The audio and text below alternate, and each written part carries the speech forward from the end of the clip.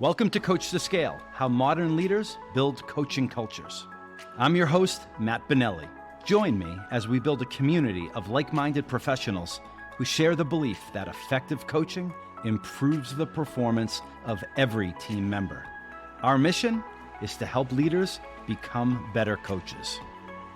The Coach2Scale podcast is sponsored by Coachum, the world's first AI coaching execution platform that leverages evidence-based coaching to increase quota attainment.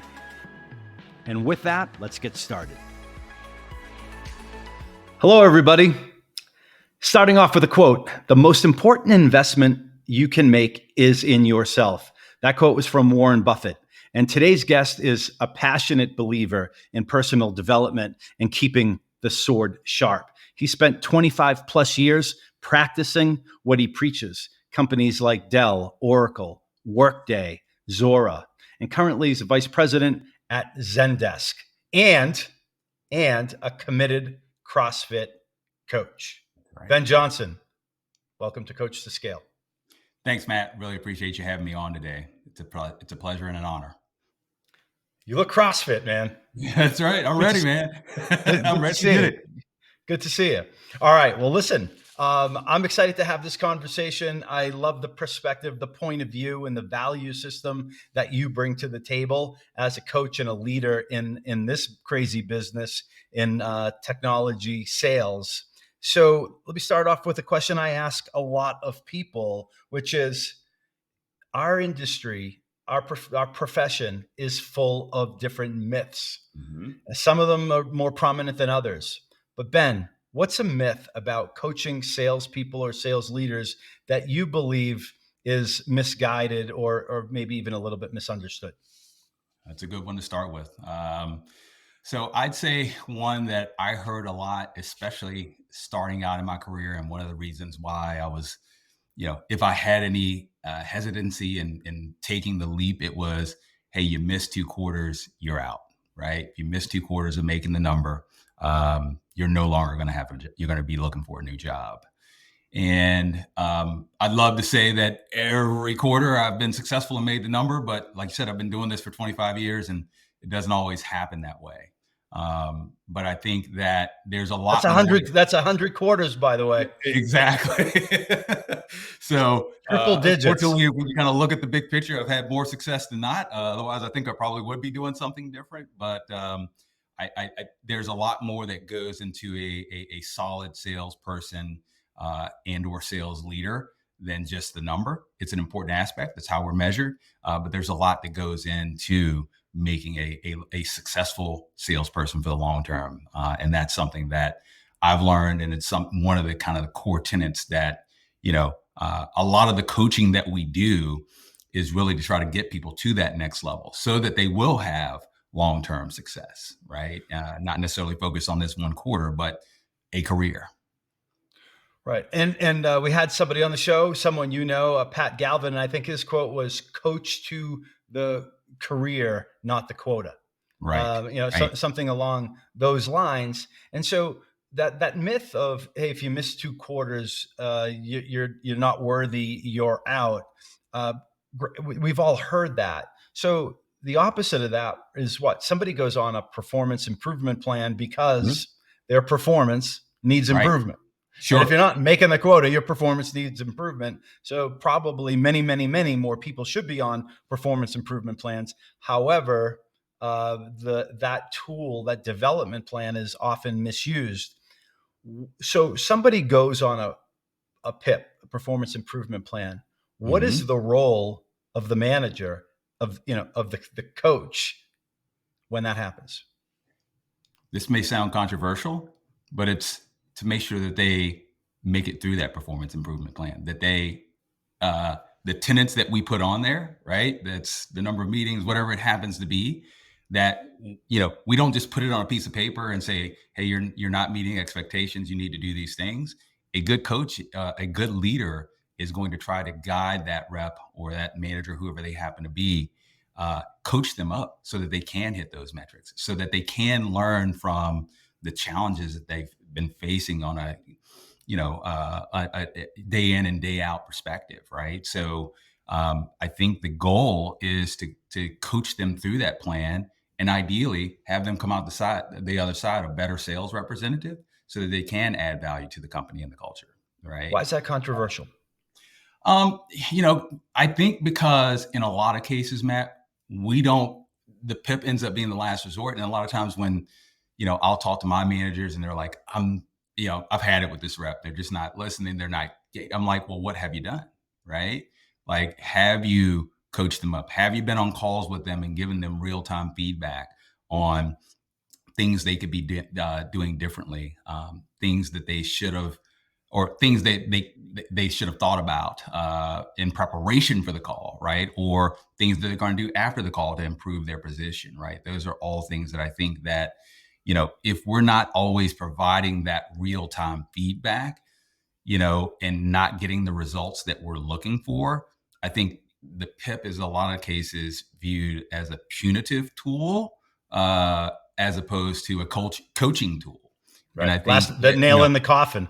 Right. right, right. It's the Yeah. last resort. It's a nail in the coffin. I want to work them out of the business. And it's like, Hmm. well, did you invest the time with them to ensure that they would be successful? Right. Even I think sales reps think about it through a negative lens. And, in the situation where we've had to go there with reps, I make it very clear to them, this is not us trying to work you out of the business. It's us trying to help you improve your performance so that you will find success, so that you will be a value added member of this sales Right. team, right? That's the ultimate goal, right? A- And And so, go ahead. yeah, so what what is the role of the rep? What is the role of the individual contributor, the person who is on the performance improvement plan? Mhm. To be coachable, I think, is the number one thing. To really take a hard look at what is their plan. Do they have a plan? Right? Do they have a documented successful plan? Or if they don't feel like they have that plan, have they reached out for help? Are they a lone wolf? Are they looking for a mentor? What are they doing to sharpen their sword so that they can find long-term success? Those are questions that I'm asking. It's like, what's driving you? What is your why? Right? What gets you up every morning? Right? Those are the things that I want to kind of understand, to really know if I've got an individual that is going to be successful in the role. And I think, we've both been doing this long enough. I think you kind of get a gut feel for those that, are driven internally, and have a motivation to why they're doing things, and those that just aren't going to be a good fit. They're not willing to be coached. And I think, I've been wrong in some cases, but more often than not, you can tell after a couple of conversations what path you're heading down. You talked about, Ben, you talked about performance improvement plans being perceived as onerous by the Mhm. person who, by both the manager and the rep, let's say, but focusing specifically on the rep believes the performance improvement plan is onerous, but oftentimes reps believe that getting coaching from their manager is onerous Mhm. also. Right. Well, so it sounds like coaching needs a rebranding. What does coaching mean to you? I think we throw the cliche around often, but it's sharpening our sword. It's improving our performance. It's helping. It's doing the things that we need to do, to help us reach the tactical and strategic goals that we want to reach. That's what coaching's all about, and it's got to be woven into every aspect of what we're doing, right? As sales leaders, as sales reps, I can't I should not be afraid to ask for help. And I think that's the first problem a lot of people have. There's this perception, I'm a professional sales rep. I work at Zendesk. It's $1 billion organization. If I ask my manager a question about a deal, I'm showing vulnerability, or I'm showing that maybe I'm just not as well versed in this particular area as I need to be. And that's okay, right? Nobody knows everything. Everybody should be constantly trying to learn, right, and evolve their craft. And the only way to do that is to be open to coaching, right, and for to ensure that from a leadership perspective, it's driven from the top down, that coaching culture, right? If it's not driven from the top down, it's not going to work. And that's where I see a lot of where we do have challenges, um, you know, is when we can't find that common language in the organization where, Yeah. whether the rep is talking to the customer or we're doing a deal review, they know the questions that they should be asking the customer, whether that's, you know, what have you tried before to solve this problem? Who's the economic buyer? All those kinds of things. You pick the sales methodology. Um, if we don't have a common language in how we're talking internally and externally, that's usually where, in my mind, coaching seems to fall down a lot. Okay. Okay. So it starts from the top. It's a culture, right? The opposite is a bad culture. The opposite of a good culture is a bad culture. Fish rots from the head, all that stuff. So you're talking about building a culture now, and it's the culture that allows people to realize that, hey, I don't have to be a lone wolf. I don't Hmm. need to know it. It's okay to be vulnerable. It's okay to ask for help from others. Yes. And you talked about the importance of a common language and methodology as one key element of a coaching culture. It's hard to build a culture. What are some other key points or key elements? So it's hard to build a culture. It's even harder now in this virtual world, right? I think the other element is to make sure that as we are, preparing for any meeting, like, what is the pre-work that we're going to do, right? And there should be a prescribed methodology on how we're going to go about doing that, right? What are we going to do after? What are the expectations that we're going to set for ourselves and for the customer during the meeting? And then what is the follow-up action, right? There should be a very consistent and repeatable process there, right? That's implemented not only from the top down, but to the frontline managers and then down to the reps, that in any given day, in any given opportunity, there should not be any ambiguity. Every deal is a little bit different, right? And the nuances, that's where the coaching comes in. That's where we have the discussions, right? That's why we do the prep calls, right? That's why we do the post meeting calls to discuss those nuances. These are the differences. We weren't expecting that, right? We weren't expecting that individual to come with this objection.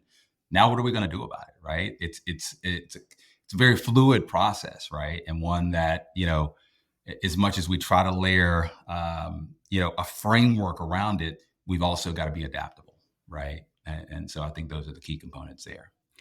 And what I hear you talking about there is it's preparation, right? Hmm. And I know, for example, Sandler, 20 something years ago, I was first introduced to Sandler in 2002, and remember hearing that there's three parts to the sales meeting.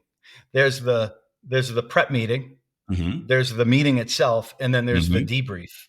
And Right. those three together equals one meeting, which means Equals one. if you're it's a three legs to the stool. But oftentimes, as salespeople, we're practicing inside the game. We're practicing on the call. We didn't do a Mhm. prep and we don't do a debrief. How Right. does the prep and the debrief help not only build a culture of excellence, but Hmm. also drive more focus and help improve the skills of the individual and the team? Yep. So I think it's a great question. I think the prep, I think, especially for some of our newer sales reps and even folks that have been around the block a few times, is really kind of understanding what is the opportunity, right? What is our competition landscape? How are we going to differentiate ourselves? And I think it's also a great opportunity to practice the pitch so that it comes off very, very smoothly, very cleanly. Everybody's playing their part. Everybody's playing their role. We're thinking about some of the objections that we know we're going to hear because we've heard them 30 times before. How are we going to address that objection? Or are we just going to go full frontal and say, here's what we believe, the other organizations are saying. This is why we are different, right? It kind of calms the nerves, sets the stage. Doesn't sound like it's the first time we're saying it when we get in front of the customers, right? Um, the debrief is, again, even if we do believe it went flawlessly, there should be something that there's probably always something that we can Always improve. something. Yeah. always something, right? And so if we're doing it honestly and if we're doing it, with intention, there should be something that services that says we probably should have done that a little bit differently, right? So that when we go do it the next time, we thought through that and we've gotten just a little bit better, right? Yeah, I mean, look, pick your favorite football team. The team wins 49-0. They Mhm. spend the same amount of time watching film, breaking Right. down what they did well and what they could have done better. It doesn't matter if they won 49-0 or lost 49-0. And I think Um, that's something that we miss a lot is, I think we do a good job on the prep. We do a good job in a lot of cases, sometimes better than others during the meeting. I think in a lot of cases, because we're moving so fast, we're in this Zoom world. I try to be as intentional as possible about, the post meeting, right? Spinning up a Zoom right after the call to say, okay, let's talk through what are our next steps, what could we have done better. I believe I can't remember who it was on one of your other podcasts, but he mentioned the quick email after the meeting, and that's yeah, something that I've actually incorporated in. Like I'll be taking notes, and then even if I'm on my way to the airport, I've got my phone. I'll just type in a couple of quick notes. yeah.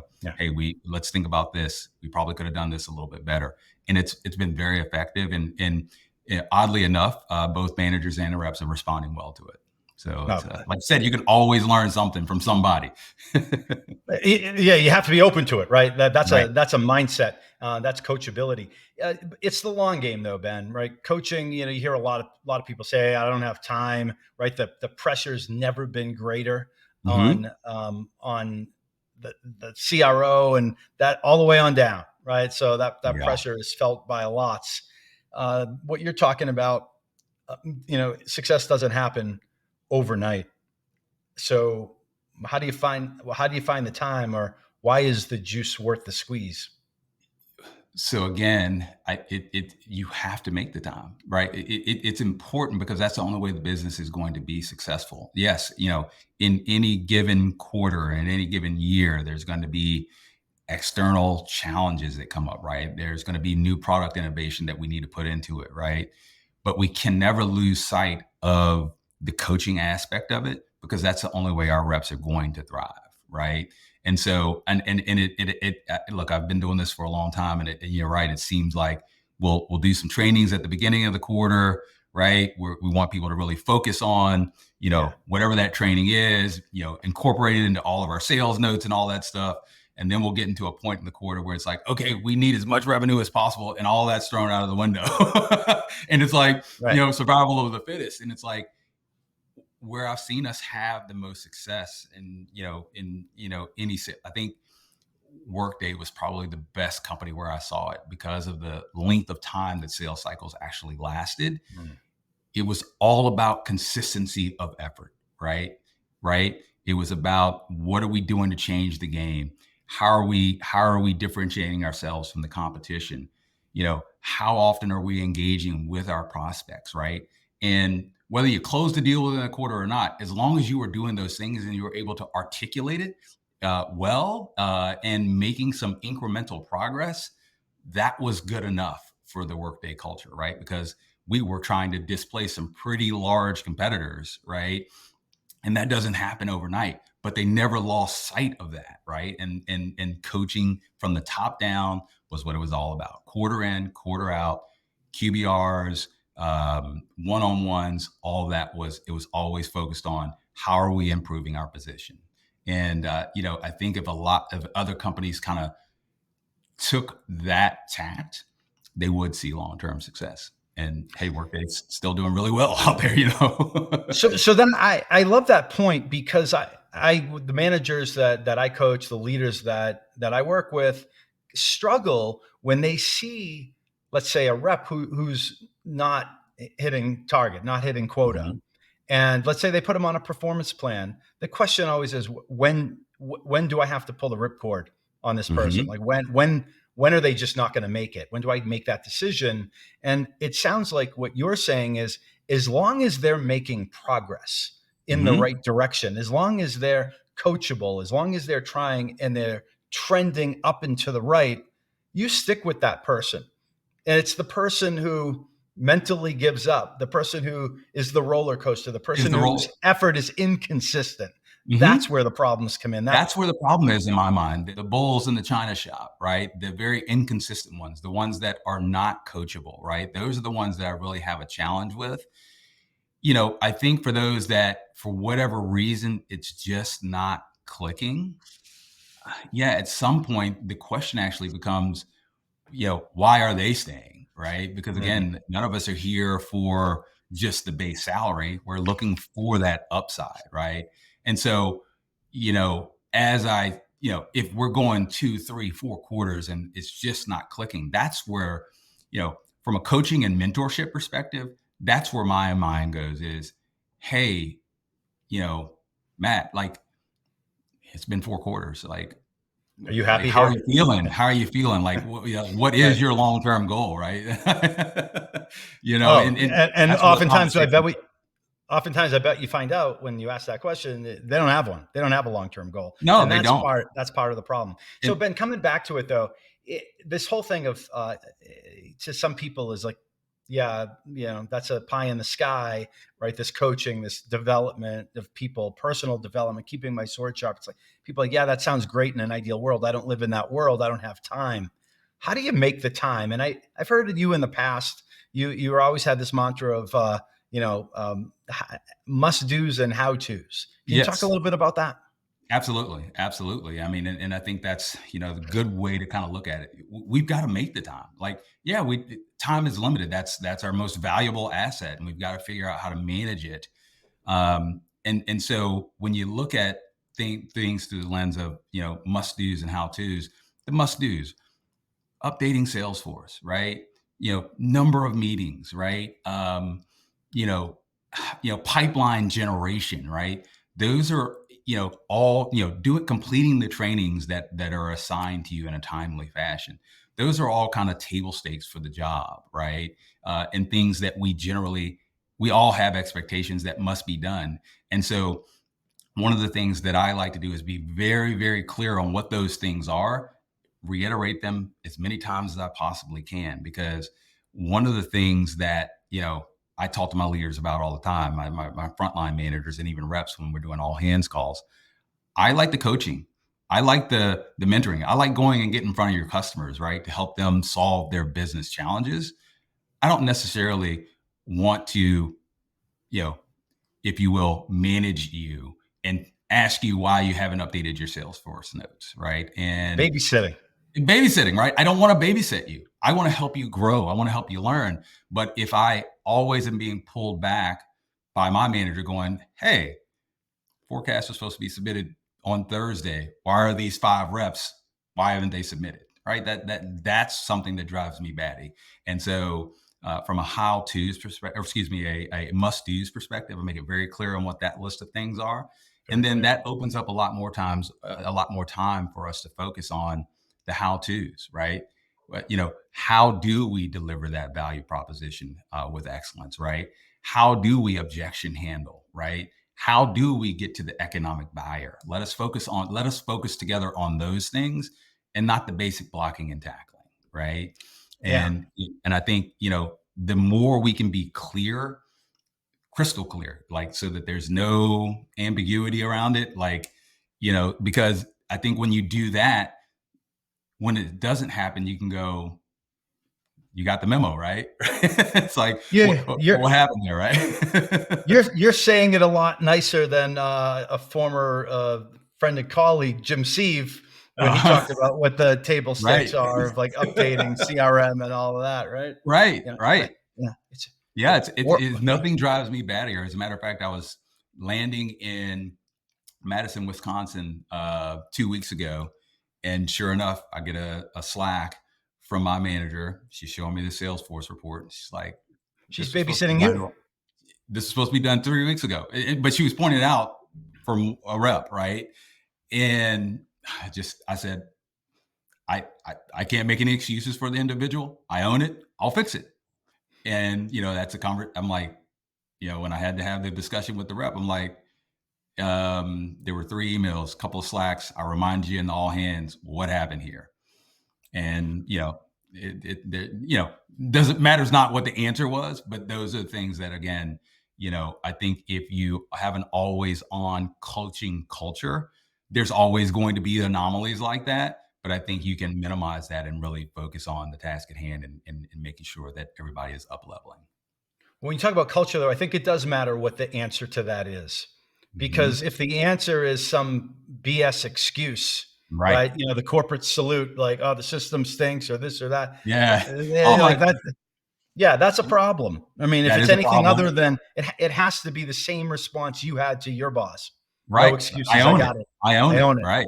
Yeah. Everybody's got to own it at their level. But I want to talk about that because I had this conversation with somebody the other day, yesterday. Hmm. Someone they have somebody on their team that has the talent, but is toxic, is an excuse maker, is negative, and Hmm. they're a senior person. And we were talking about how you deal with that. How do you deal with that? How do you deal with somebody whose performance, by the way, is inconsistent? And on Uh-huh. top of that, they're senior person and they're breaking glass and making more work and not getting the hygiene done, the stuff that needs to get done, Hmm. the must do's, which impedes this manager's ability to work with his team on the how to's and the How to's, development. right? How do you do that? How do you have that conversation with that person? Yeah, it's interesting. I think it's more challenging, when it's that individual and they're a top performer. That makes it a little bit harder, right? Because they're generating the revenue, but they're toxic to the culture, right?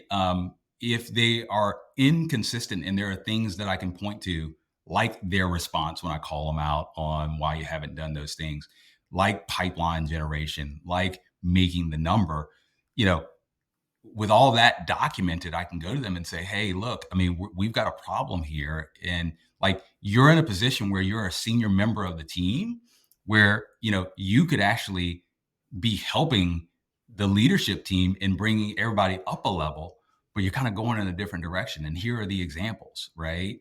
The Um, you example. know, So you're using specifics. how you're engaging with your partner organization, your SEs, your professional services team, right? Legal, right?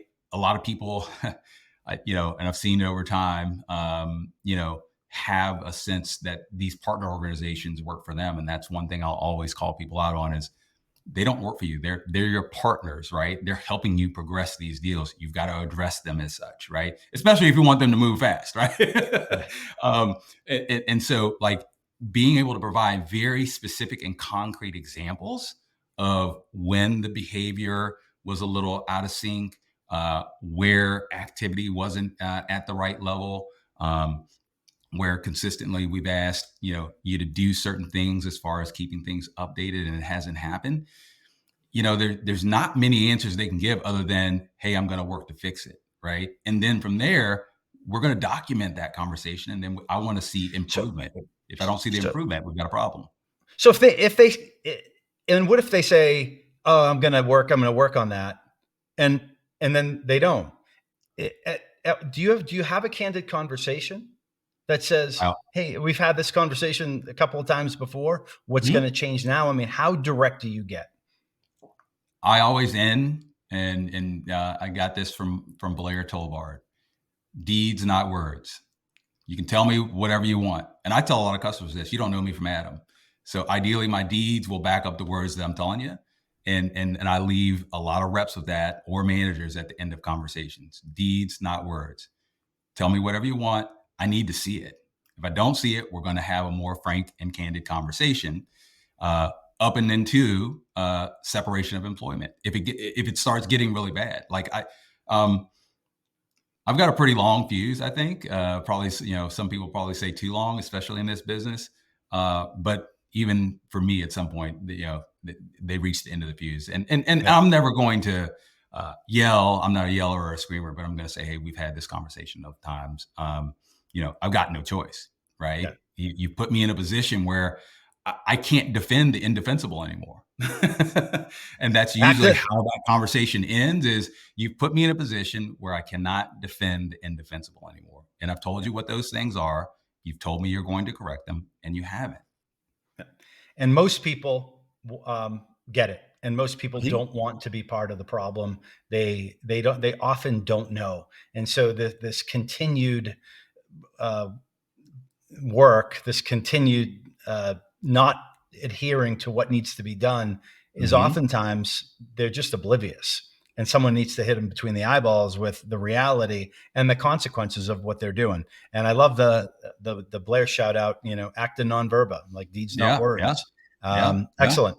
So, you talk about self development, Mhm. personal development, and keeping the sword sharp. When you're interviewing people, when you're promoting people in the organization, how do you determine who's invested in themselves or not? Is that something you focus on? And is it important? Absolutely. It's actually a direct question I ask. As it relates to personal development, or what do you do when you're not selling software? What are the things that you like to do? And I'll listen for the answer. Right. And what I'm looking for is, yeah, something, whether it's some sort of personal development. I like to read these specific kind of books. Right. These are things that I do on the weekend. It could be mental, it could be physical, just something that lets me know that they're trying to be a well-rounded individual, right? How Because I deep do think you go? Like, uh, someone says, "Oh, I read, this book and that book, and I watch this podcast religiously." I mean, do you drill mhm. in? Do you say, "Oh, wow, yeah, I like that too"? Like, what's the number one thing you took away from it? What resonated with you, right? Yeah. Yeah, to see like how intently were they listening, right? Yeah, because I think one of the things that I've learned as a manager is, and it became more apparent to me as a second line leader than a frontline manager, because as a frontline manager, when things got down with 5 or 6 reps, you know, as much as you don't want to be the super rep, you can kind of latch on to a couple of reps, become the super rep, and try to get there. You can't do that with 30 or 40 people. Right. You can't do that. So, one of the things that I've found to be very important is, like, I need people that are internally motivated, right? I need people that, um, have a passion for this job, right? Have a bigger purpose than themselves as they're doing the job, right? That's driving them to do it, right? Because you know, I can externally motivate them by saying, hey, by being a good example, and I'm definitely going to do that. I'm not going to ask anybody to do anything that I'm not willing to do. And I try to find multiple ways and examples to be able to demonstrate that. Um, but then but there's only so much I can do there, right? If an individual is not uh, internally motivated, then more often than not, they're not going to be long term successful in this job. Especially, I think now when we're in a situation where people aren't in the office, right? Oh, yeah. There's a lot of opportunity to do things other than focusing on calling customers, right? So it becomes about that self drive, that integrity and character, right? And you know, at some point, if those things aren't happening, they surface themselves, right? And Mhm. that allows us to kind of really start digging in on where the problem is, right? Um, So, so I spend a lot of time focusing on that. I make recommendations to my team on things that because again, there's a lot of information out there. Not everybody can afford to go see Tony Robbins live and pay thousands of dollars. A lot of that stuff is available on YouTube. There's yeah. pick up the book, right? Spend 20 minutes in the morning when you're on your treadmill listening to these things. It's amazing how it changes your psyche and your mindset, and really starts to develop that. You know, I've got to own it. If it's to be, it's up to me, and I think that's the main thing a lot of people need to realize. Hey, by the way, do you listen for stuff outside of work? Like, hey, I listened to this, I went to Tony Robbins seminar, Mhm. or, I read, how to win friends and influence people, or, whatever. I mean, what if there, Radical candor. What are your top 3 books? What are your top yeah, 3 personal right. development books? Oh, I ask, yeah. But what if they go down like, hey, I'm a gardener, and and they go deep and talk about how they have bettered themselves and how they focus there and how it provides mental clarity. Like, does it always have to be work related in terms of the It doesn't. development? It doesn't. No, it could be CrossFit. That's another area, right? It could be yoga, like anything that really kind of helps you, develop a level of clarity. on why you're doing what you're doing. It doesn't have to be sales related, right? A lot of the, you listen to a lot of, the personal development folks that are out there, Les Brown and those folks. It's it's not always from a sales slant. It's about Yeah. just It's life. generally, right? It's about life. It's It's about about life. life. How do you manage life, right? I think, how do you deal with adversity? And one thing's for certain, in the career path we've chosen, there's a lot of adversity that we deal with, and if you don't figure out a mechanism to handle that well, it's going to be miserable for you and for the people that you're working with and for, right? Let's jump into that word adversity. And I Hmm. want to ask you a very specific question about it, because you've always been a person then that had the mantra, give me the bad news. Bad Right. get the bad news early.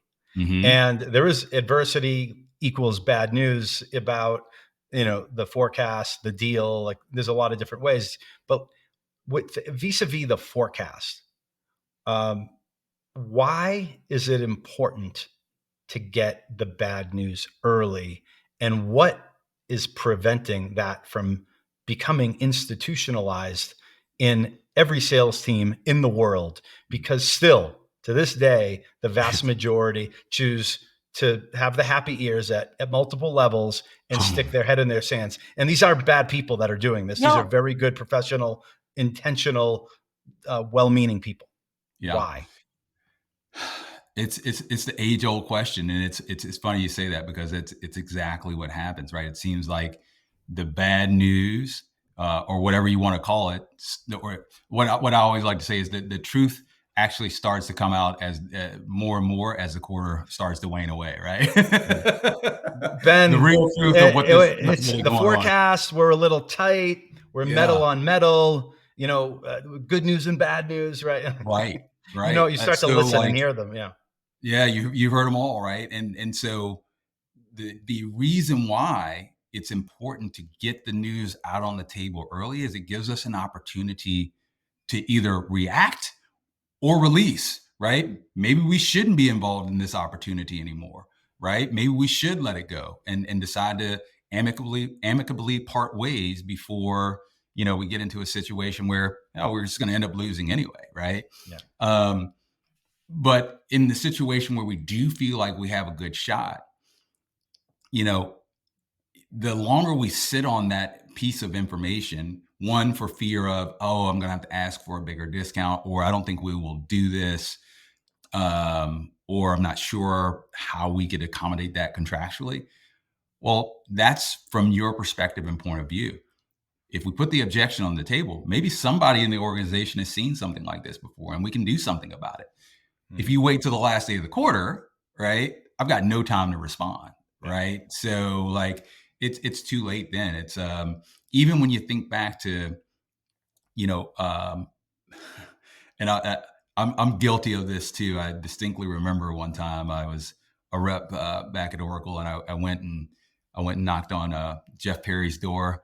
I said, Jeff, these guys are not calling me back. They told me they had the PO. Can you call the CFO and ask him what the deal is? He said, "Well, what do you want me This to is say Jeff to him?" Perry from Virginia, not Jeff From Perry from Virginia, from California, from right? Virginia. Okay. Yeah, Yeah. Yeah. yeah, yeah. He's like, "What do you want me to say to him?"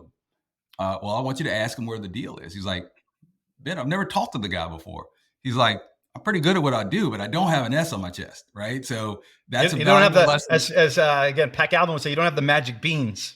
Exactly, exactly. So it's like if you want to leverage your executive to help you get a deal across the line, probably behooves you to get that executive in front of that senior leader 6 weeks before you get to closure, at the forefront of the deal cycle, just so there can be a relationship and rapport starting to develop, right? But back to your point around, why does it not happen? I think that, look, I mean, you mentioned it earlier. There's a lot of pressure to perform. Everybody's got this number in mind that they want to hit, and I think in a lot of cases we don't necessarily want to talk about the elephant in the room, because then that kind of lets us know, well, we're probably going to struggle this quarter. And inevitably, when we think we're going to struggle for the quarter, we typically end up struggling for the quarter, right? Whereas if maybe we talked about it a little bit more and we were a little bit more open to discussing what those challenges are, right? And trying to bring in the right resources uh, to move the deal forward or the business forward, not about the deals themselves, but I think we'd find ourselves in a better place, right? Yeah. So true. Incrementally so anyway, right? But to your point, a lot of people just don't want to talk about it early in the quarter, right? Even So late in the true. quarter, it's like, well, why didn't we talk about it early in the quarter? It's like I tried to, but like nobody wanted to talk about it. Yeah, then it's the excuse. I tried to, but you wouldn't let me. You wouldn't. Yeah. Right, So I right, get right, it. right, right. So Ben, we spent some time learning from you and your many years in this business. Let's learn a little bit about you. Uh, Mm, what's an important lesson? It doesn't have to be the most, but what's an important lesson that comes to mind in terms of what you've learned about coaching and leading mm. people? Wow, man, that's a big one. I think that you know I think great leaders. I think one of the things that makes them great is being great coaches. The having the genuine desire to see others succeed, right? And I think that that is probably one of the most valuable lessons that I've learned. That it's not about me. It's about that servant leadership. It's about you know looking at the team that you've either hired or inherited, figuring out what's important to each one of those individuals, right? Trying to figure out what motivates them, what inspires them, and find opportunities to highlight those, right? To celebrate their wins, to coach them through their losses, right? And that doesn't happen overnight. That's a big investment of time and energy, and in a time when time is limited, to spend that extra time to really get to know an individual or a group of individuals and try to build that culture of accountability. uh, Not only accountability but vulnerability, not being afraid to again Mhm. bring that bad news forward for fear that Ben's going to flip out. I'm Yeah. like, no, I'm going to flip out if you don't tell me about it until I can't do anything about it. If you tell me Yeah. about it Flip it. when it happens, right, we'll talk about it and we'll figure it out. That makes me happy, right? Good. um, but just being flexible and adaptable, open and vulnerable. I think those are some of the things that I think are overlooked in some sales cultures, but it's critical to the success of the sales organization, having those key components. And speaking of sales organizations, you're now leading a big team at Zendesk. I think you've been there for 5+ years now, right? 5 years, over Yeah. 5 years now. Yeah. All right. So, for those who don't know a little bit, what does Zendesk do? And then, secondly, you've stayed there for 5 years. You obviously like something about it. What do you love most about what you're Yeah. doing at Zendesk? Yep. So Zendesk is a customer service and support platform. So you think about the little chat widget that's down at the bottom of your screen on any website. If you need to return your Nikes, more often than not, you're interacting with Zendesk solutions to help you through that experience.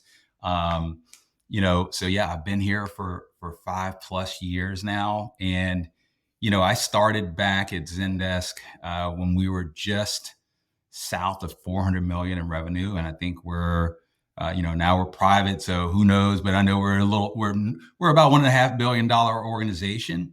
And one of the things I you know that instantly excited me here is that I feel like I've always been part of something, part of building something here, where uh, my opinion, my thoughts, my experiences.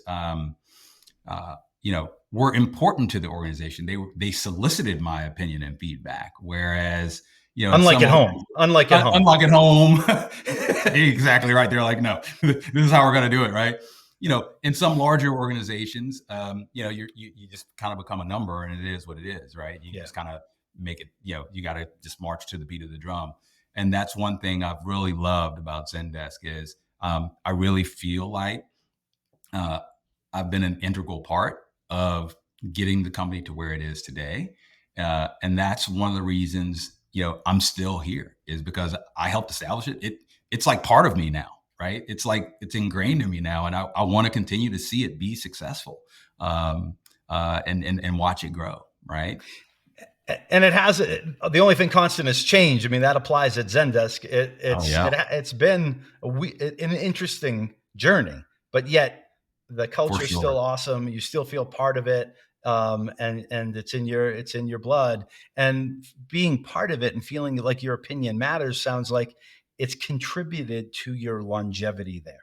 Yeah, yeah, absolutely, absolutely. That is absolutely the truth. Hmm. Again, I've learned a lot of valuable lessons. I made the transition from frontline manager to second line manager, and you know, uh, moving from rep to frontline manager was indeed a transition. And I did that at Oracle. As a matter of fact, I think under your leadership, as a matter of fact.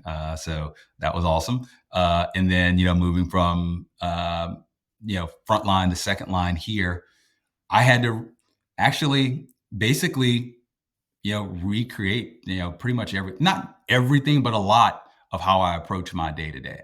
Right. Yeah. Um, it was less about kind of the tactical, the deals. It was thinking big picture, right? Thinking 2 or 3 quarters ahead, thinking about how I'm going to motivate and inspire these folks, right? And continue to lead from the front in a much larger organization, right? And if I remember correctly, you also made the transition from pre-sales sales consultant to salesperson even before that, right? So Absolutely. you Yeah, you've absolutely. made a lot of transitions. You've evolved, and I think keeping that sword sharp and investing in Hmm. yourself has helped you do that. Like you said, you had to recreate yourself Hmm. probably each step along the way. People who are passionate about coaching and developing others are often the benefactor of good coaching. They had it modeled for them. Ben, tell Hmm. us about a time where somebody had an impact on your life and your Hmm. career in some way, shape, or form because of their coaching and their interest that they took in you. So it's an interesting segue because you mentioned, when I started at Oracle back in 1999, I started as an SE, Mhm. and I guess I had the sales bone in my blood because my dad was a salesperson. So I got a lot of coaching and advice Okay. from him. And I didn't have any experience in sales. And so it was difficult for me to make the transition from, more of a post sales technical background into a sales role. But an opportunity was presented to me to become an SC at Oracle. And, that was through Blair Tolbart. We mentioned him earlier. And I made it One of pretty the clear, best. One of the best. one of the best in the business. And I made it pretty clear to him that ultimately my goal was to become a sales rep. And he said, noted. And, I continued to uh, watch him in action in managing and leading his team, right? I continued to ask him for advice on how I should begin to make the transition into a sales role. And he took me under his wing and he walked me through the process. He wasn't, he made time for me. And that's one of the things that, I'm mindful of. Somebody made time for me. So I owe it to the next person to make time for them. If they Mhm. are genuinely interested, if they are showing up and have a thirst for how to get better, how to improve my performance, all those things, then it's incumbent on me to invest in them, right? Because somebody did it for me Yeah. and they didn't have to, right? And Blair guided me through that entire process, all the way up to the point of, he actually brokered a meeting between myself and probably one of the most terrifying but great experiences I ever had in my life, meeting with Ted Bear as well. He flew me down to Houston, sat down with him, and I basically interviewed. And Blair set that up, right? Another great Another great leader individual, may he rest in person. peace. Yep. Great, great person. And look, I don't remember everything Ted said to me, but I remember, I left motivated, I left encouraged. But guess what? I didn't get the job. um, and so at that point, talking about coaching and mentoring, Blair was honest with me. He's like, I don't want to see you leave Oracle, but I think we've done everything we can do here for now uh, to get you into a sales role. You might have to look outside of the company if this is something you really want to do. And you know, I had thought about it, but I just also kind of felt bad about the amount of time that Blair had invested in me, and I was just kind of on the fence. And it was it was interesting. He actually, I won't say gave me permission, but he opened that door for me, and that's what I ultimately ended up doing. Right, I left the company, got my sales stripes at Dell. Right, and stayed in touch with Blair and the network there at Oracle. And when the opportunity presented itself, I came back. Right, and the rest is history from there. Right, but it was because you know Blair one took a chance on me. He saw something Yeah. in that original interview, right? Because I didn't have uh, much Oracle experience, had some database experience, but not Oracle. So he took a flyer on me, right? Yeah. And so you have to have somebody in your corner like that. Well, first, I think you've got to do the preparation. You've got to show up. Yeah. You've got to have the drive and ambition. And then if somebody sees that and latches onto it, man, the doors are wide open. You can go anywhere, right? But it That's the law first of starts with attraction, right? it's the law of attraction, right? You've got to want it. You've got to demonstrate consistently that you want it, and the rest tends to work out for itself, right? Awesome. Ben, you've seen a lot, and this business has changed a lot. What's one of those crazy stories from the past that people just coming into this need to hear about? Oh man, and it's funny. I thought of one where, and I don't know if it would even fly today. One, I don't think people have newspapers anymore. You might have been present for this. I was an SC, and we were I down. wasn't there. Nope, You wasn't you me. might have been. I think you were, but it wasn't you that perpetuated it or did this. But you might have been in the meeting room with us. But we were in St. Pete at the Vinoy at a sales meeting, and Joe DeBartolomeo was the leader at the time, and I Joe think we were D, having a tough yeah, quarter. another great man. Yeah, And this was, at the advent of cell phones, and so he's like, everybody's cell phone off. I want everybody to be paying attention. You know, I want you straight ahead and focused. And I guess he didn't like what he saw because a lot of people were still kind of like, out in the hallway reading their newspapers. He left the stage, went out and said some things I can't repeat on this podcast to get everybody in the room. And then he literally, I think there were about a couple hundred people in the room. And he walked up and down each row, collected everybody's newspapers, took everything so that I guess in his mind, everybody would really be focused in. He got everybody's attention, but it was definitely like, whoa. the functional equivalent of collecting everybody's cell phones these days, right? Exactly. He didn't Yeah, take their cell phones, but he took their newspapers. yeah. And he wasn't above taking their cell phones if he thought that's what needed to be done either. Of all the Joe D stories that we could tell that have had an impact on us, you found one that was actually uh, you know G rated. So Yeah, well, exactly. I tried that's to keep it G-rated. I got a lot more, but that one was G-rated for sure. But it definitely had an impact on me. And like you said, a tactic, and everybody's got their tactics. But it definitely has left a lasting impression on me.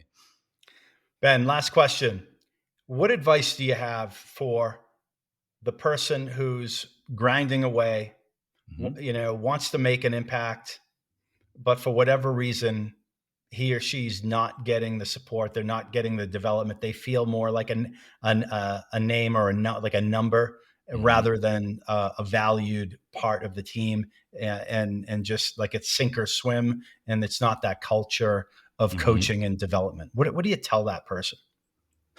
I think the best thing for you to do is to find a good mentor. Find somebody that has gone down the path you're attempting to go down, whether it's inside the organization or outside the organization, and spend some time with those people and really understand. Because I think what people will find more often than not, the challenges that they're facing are not too dissimilar than the challenges that person in a senior leadership position faced on their journey. And I think it provides a level of confidence and understanding that this is part of the process, right? And I've got to figure out ways to continue to adapt and overcome these challenges through personal development, through having a good mentorship, through having a good mentor, uh, and being open to being coached. Right? I think those Excellent. are kind of the three things that you really have to focus on to have long-term success. And I think people overlook the importance of having somebody that they can confide in and learn from, that's been down the path that you've been down before, right? I think that's probably one of the most invaluable tools that you can have in any position, even me today, right? I've got people in my network that I feel comfortable that I could reach out to and say, this is what I'm dealing with. Yeah. How would you handle it? Or have you experienced this? And how did you deal with it? It's so important. So important. So important. So important. Well, you know what? We'll leave it right there. We learned so much.